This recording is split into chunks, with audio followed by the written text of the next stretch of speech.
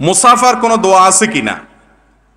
মুসাফা করার জন্য একটা দোয়ার কথা আবু দাউদে বর্ণিত হয়েছে। সে হাদিসের সনদকে কোনো কোনো মুহাদ্দিস যঈফ বলেছেন, কিন্তু এ বিষয়ে আরো বিভিন্ন বর্ণনাকে একত্র করলে দেখা যায় যে মুসাফা করে আরেকজনের সাথে, এই মুসাফার সময় তারা একে অন্যের জন্য দোয়া করাটা, মাগফিরাতের দোয়া করাটা, এটা মুস্তাহাব, ভালো। ইয়াগফিরুল্লাহু লানা ওয়া লাকুম, আল্লাহ আমাদেরকে, তোমাদেরকে, আমাকেও তোমাকে মাফ করে দেয়, এভাবে দোয়া করা যেতে পারে। মুসাফা এক হাতে করার বিষয়ে হাদিস আছে, আবার দুই হাতে করার বিষয়ে হাদিস আছে। এটা নিয়ে আমাদের ভেজাল করার কিছু নাই যে একটাই শুদ্ধ আর একটা অশুদ্ধ, বরং দুইটাই হাদিস দ্বারা প্রমাণিত আছে।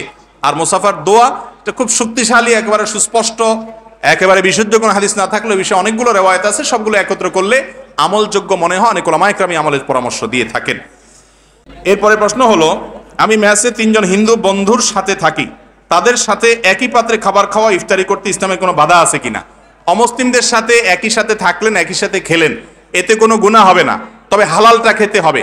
হালাল খাবার যদি হয় একই সাথে খাওয়াতে অসুবিধা নাই, একই সাথে বসবাস করাতে অসুবিধা নাই, কিন্তু অন্তরের অন্তঃস্থলে আল্লাহর প্রতি যে ব্যক্তি ঈমান আনে না, আল্লাহর সঙ্গে যে শিরক করে, তাকে কখনো অন্তরের গভীরে জায়গা দিয়ে পরম আপন বানানোর সুযোগ নেই। তবে হ্যাঁ, ইসলামের সৌন্দর্য যেন সে দেখতে পারে, তার কাছে প্রকাশ হয়, সেই জন্য আপনি ব্যবস্থা অবশ্যই গ্রহণ করতে পারেন, আন্তরিকতা দেখাতে পারেন, একসাথে থাকা, খাওয়া, লেনদেন এগুলো করতে পারেন।